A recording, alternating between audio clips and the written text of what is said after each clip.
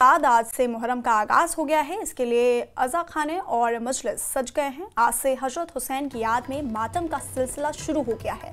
6 जुलाई को यौम आशुरा मनाया जाएगा। मुहर्रम का चांद दिखाई देने के बाद कल श्रीनगर के लाल चौक पर शिया समुदाय की तरफ से मुहर्रम का परचम लगाया गया। सालों से मुहर्रम की शुरुआत के साथ ही यहाँ शिया समुदाय के लोग परचम और बैनर लगाकर मातम की शुरुआत करते हैं।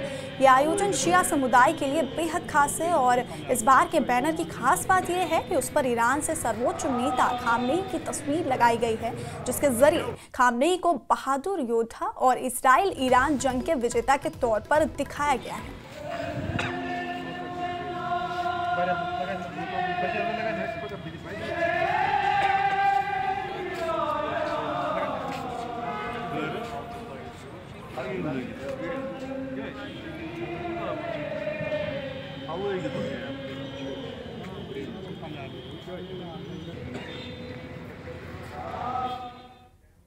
और बुलेटिन